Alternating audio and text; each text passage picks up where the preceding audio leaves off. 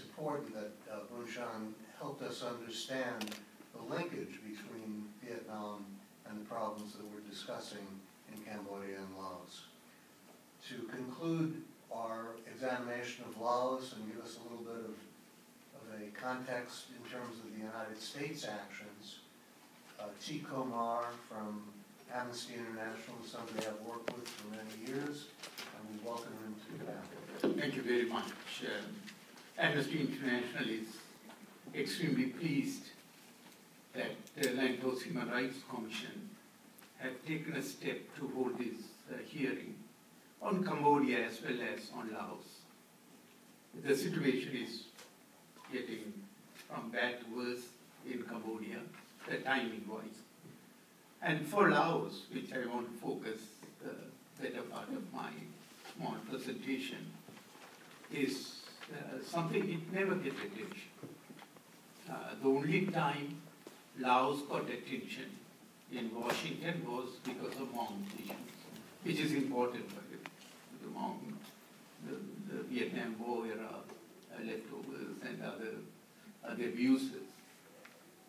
So it's pleased to note that today Laos is being addressed as a country, not only on Hmong but also other issues. And also the timing is important because Laos is becoming, or already became, the chair of the ASEAN 10-member unit country there. That's a very powerful unit, and becoming a chair involves responsibilities.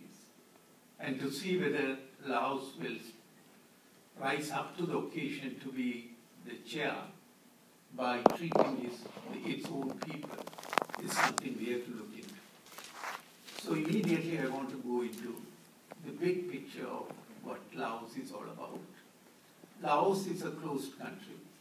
I will say in Southeast Asia, now it's Burma is open. Laos is the closest country you can ever think of. And in the US, very few people knew about Laos. They knew about other countries, but not Laos. It's a communist state, one-party state. So everything goes along with those restrictions for human rights and democratic freedoms are there because of the nature of the government that's governing that country. So no elections. If there is elections, it's communist elections. No freedoms. So it's kind of an isolated country that has been existing in this ASEAN region without any attention. And the government was able to get by abusing its citizens and especially the minorities among people. Now, they have extended the abuse to their civil society leaders as well. It happened about 3 years ago. One of the main civil society leaders, Samba, when he was abducted, there were CCTV documentation and other proofs by the security forces, and still not accounted for. 3 years is a long time. Enough pressure was exerted on Laos to get some closure of what happened to him. Since no response, like saying we are still investigating, we are looking for people, and very half-hearted response. What that says is, other civil society people or anyone who wants to challenge government is nervous that anything could happen to them. And the worst thing that could happen to someone and to their families is someone disappearing. If someone is going to prison, at least people can visit and think that this person is alive. If someone is killed, it's terrible.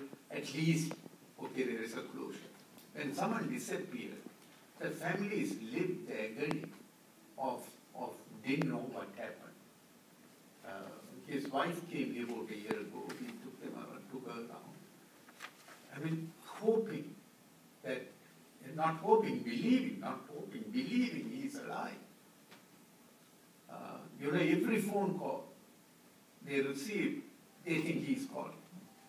Every knock or the ring in the phone. So every day these families are going through hell. So that sent a chilling message to other civil society leaders and other civil society activists in Laos that if you cross the line, however big you are, Sambat was extremely popular and well-known internationally, then you can be expendable.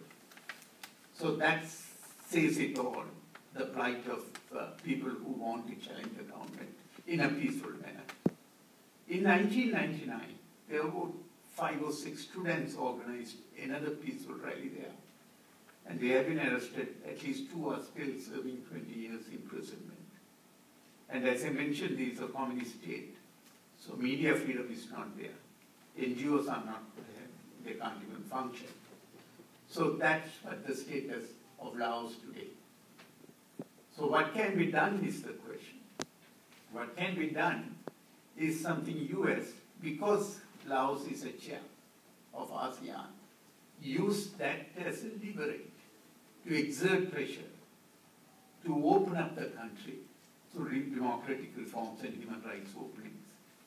Number 1, they should release the student leaders who are in custody. Number 2, they should be open about having a very specific investigation to see what happened to this Sambat.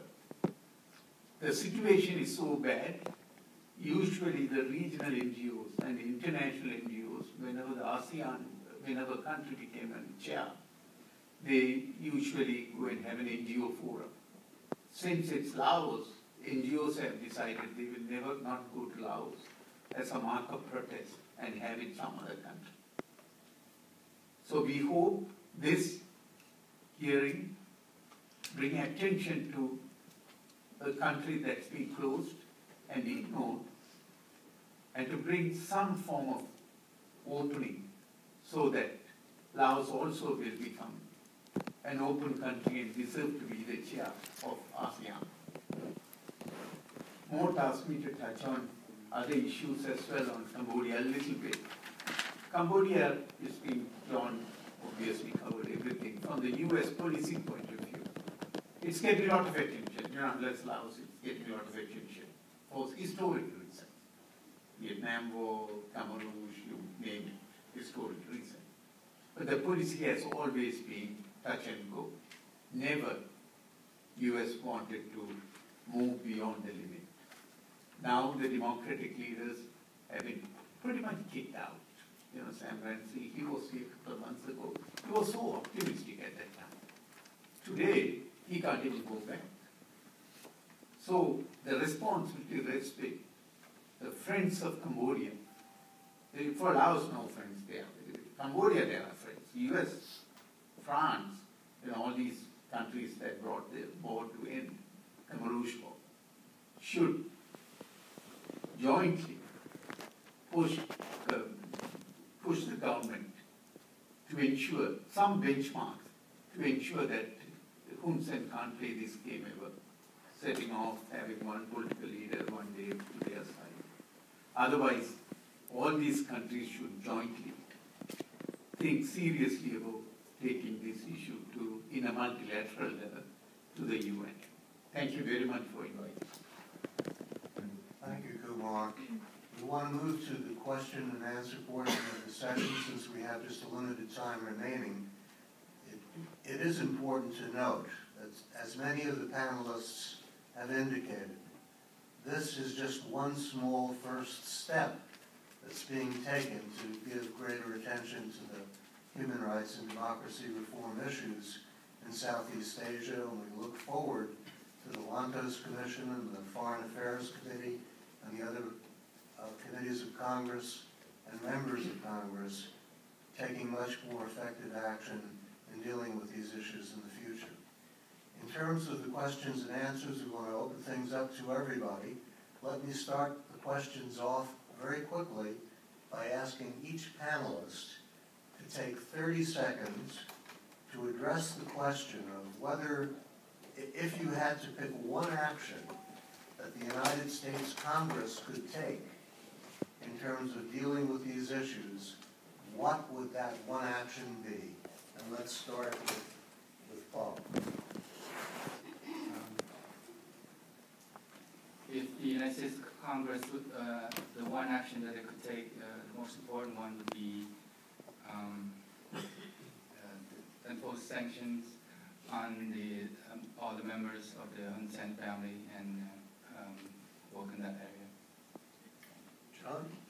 Yeah, I think that Congress needs to begin exploring some targeted sanctions on individuals in the CPP and Hun Sen himself, and also put a lot of pressure on the White House through letters, calls, and everything else about the planned U.S.-ASEAN summit in February or March to take place in the United States, which is truly remarkable that it's even happening. And I don't actually think a lot of members of Congress have woken up and become cognizant of what it means. And I think we should talk about it a little bit more.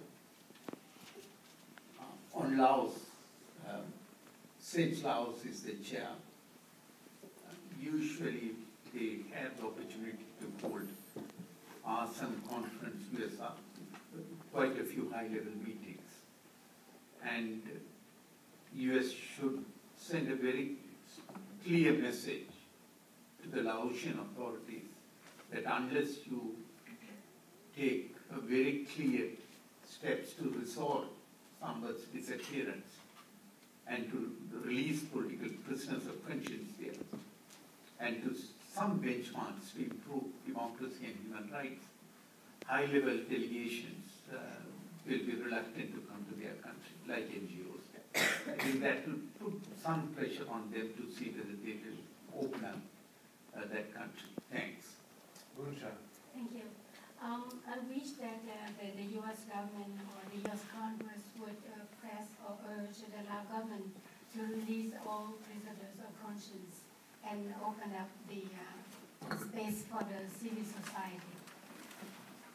I would just like to add on the question of U.S. congressional action that in the appropriation bills of 2013 and 2014, there were already provisions inserted into U.S. law that mandate that all assistance to Cambodia, we're focusing on Cambodia at the time, including military assistance, World Bank loans, and any other form of aid, should be suspended unless the Secretary of State could certify that progress was being made to deal with human rights and democracy issues in that country. And obviously, quite the reverse has happened. Things have been going downhill instead of improving.